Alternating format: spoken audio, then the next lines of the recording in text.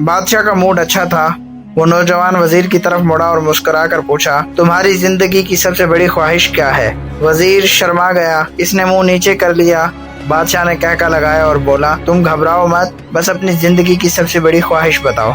वजीर घुटनों पर झुका और आजिज़ी से बोला, हजूर, आप दुनिया की खूबसूरत तरीन सल्तनत के मालिक हैं। जब भी ये सल्तनत देखता हूँ तो मेरे दिल में ख्वाहिश पैदा होती है, अगर इसका 10वां हिस्सा भी मेरा होता तो मैं दुनिया का खुश नसीब तरीन शख्स होता। वजीर खामोश हो गया।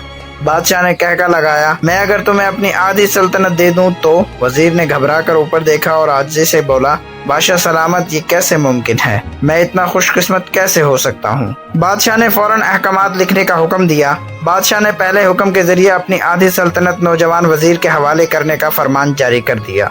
दूसरे हुक्म में बादशाह ने वजीर का सर कलम करने का ऑर्डर दे दिया। वजीर दोनों हकामात पर हैरान रह गया। बादशाह ने हकामात पर मोहर लगाई और वजीर की आंखों में आंखें डालकर बोला, तुम्हारे पास 30 दिन का वक्त है। तुमने इन 30 दिनों में सिर्फ 3 सवालों के जवाब तलाश करने हैं। तुम कामयाब हो गए तो मेरा दूसरा हुक्म मनसूख हो जाएगा और तुम्हें आधी सल्तनत मिल जाएगी, और अगर तुम नाकाम हुए तो पहला हुक्म खारिज समझा जाएगा और दूसरे हुक्म के मुताबिक तुम्हारा सर कलम कर दिया जाएगा। वजीर की हालत परेशानी में बदल गई। बादशाह ने इसके बाद फरमाया, मेरे 3 सवाल लिख लो। वजीर ने लिखना शुरू कर दिया। बादशाह ने कहा, इंसान की जिंदगी की सबसे बड़ी सच्चाई क्या है? वो रुका और बोला, दूसरा सवाल, इंसान की जिंदगी का सबसे बड़ा धोखा क्या है? और फिर रुका और फिर बोला, तीसरा सवाल, इंसान की जिंदगी की सबसे बड़ी कमजोरी क्या है?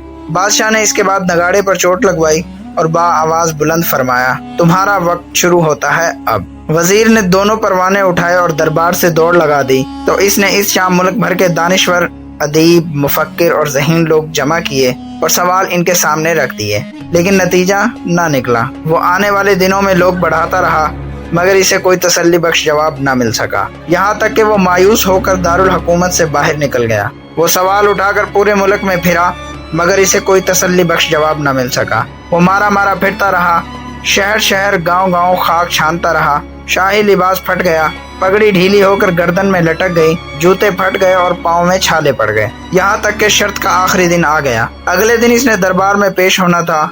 वजीर को यकीन था कि ये इसकी जिंदगी का आखिरी दिन है। कल इसकी गर्दन काट दी जाएगी और जिस्म शहर के मरकजी पुल पर लटका दिया जाएगा। वो मायूसी के आलम में दारुल हुकूमत की कच्ची आबादी में पहुंच गया। आबादी के सिरे पर एक फकीर की झोंपड़ी थी। वो गिरता पड़ता इस कुटिया तक पहुंच गया। फकीर सूखी रोटी पानी में डुबोकर खा रहा था, साथ ही दूध का प्याला पड़ा था और फकीर का कुत्ता शड़प शड़प की आवाजों के साथ दूध पी रहा था। फकीर ने वजीर की हालत देखी, कहका लगाया और बोला, जनाब आली, आप सही जगह पहुंचे हैं। आपके 3 सवालों के जवाब मेरे पास है। वजीर ने हैरत से इसकी तरफ देखा और पूछा, आपने कैसे अंदाजा लगाया कि मैं कौन हूँ? मेरा मसला क्या है? फकीर ने सूखी रोटी के टुकड़े छाबे में रखे, मुस्कुराया, अपने बोरिया उठाया और वजीर से कहा, ये देखिए, आपको बात समझ आ जाएगी। वजीर ने झुककर देखा, बोरिये के नीचे शाही खलत बिछी हुई थी। ये वो लिबास था जो बादशाह अपने करीब तरीन वज़रा को इनायत करता था। फकीर ने कहा, जनाब आली, मैं भी इसी सल्तनत का वजीर होता था। मैंने भी एक बार आपकी तरह बादशाह से शर्त लगाने की गलती कर ली थी। नतीजा आप खुद देख लीजिए। फकीर ने इसके बाद सूखी रोटी का टुकड़ा उठाया और दोबारा पानी में डुबोकर खाने लगा। वजीर ने दुखी दिल से पूछा, क्या आप भी जवाब तलाश नहीं कर सके थे?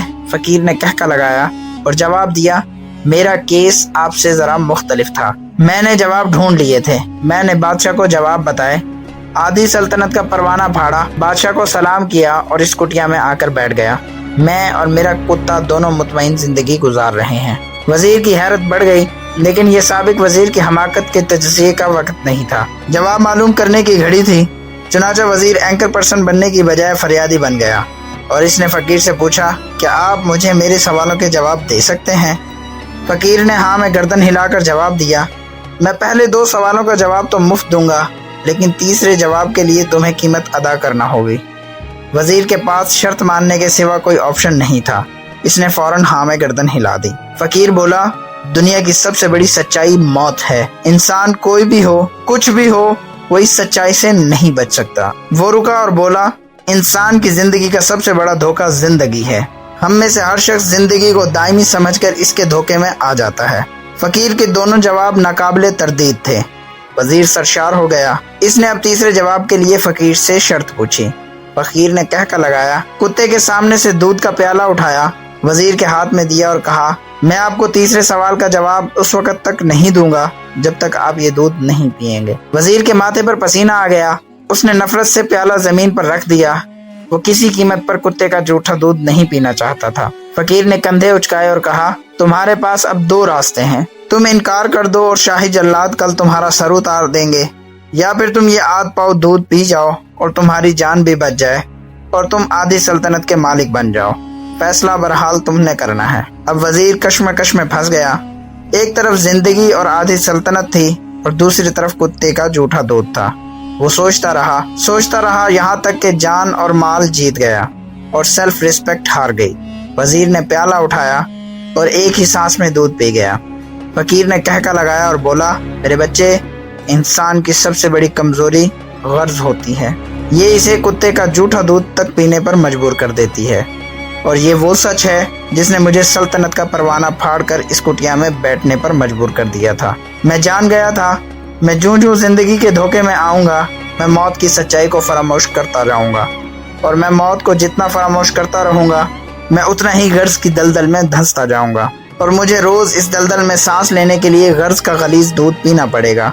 लिहाजा मेरा मशवरा है, जिंदगी की इन तीनों हकीकतों को जान लो, तुम्हारी जिंदगी अच्छी गुजरेगी। वजीर खजालत, शर्मिंदगी और खुद तरसी का तोहफा लेकर फकीर की कुटिया से निकला और महल की तरफ चल पड़ा। वो जूं महल के करीब पहुंच रहा था, इसके एहसास शर्मिंदगी में इजाफा हो रहा था। इसके अंदर जिल्लत का एहसास बढ़ रहा था। वो इस एहसास के साथ महल के दरवाजे पर पहुंचा। इसके सीने में खौफनाक टीस उठी। वो घोड़े से गिरा, लंबी हिचकी ली और इसकी रूह परवाज कर गई। नाजरीन, हमें किसी दिन किसी सुकून की जगह पर बैठकर जिंदगी के इन बुनियादी सवालों पर जरूर गौर करना चाहिए। हमें ये सोचना चाहिए कि हम लोग कहीं जिंदगी के धोखे में आकर गर्ज के पीछे तो नहीं भाग रहे, कहीं हलाल और हराम की तमीज तो नहीं भूल गए, अपने बच्चों को हराम का लुकमा तो नहीं खिला रहे, हम लोग कहीं मौत को फरामोश तो नहीं कर बैठे। मुझे यकीन है कि हम लोगों ने जिस दिन ये सोच लिया, उस दिन हम गर्ज के इन गलीज प्यालों से बालातर हो जाएंगे। इंशाअल्लाह। सलाम पहुँचे।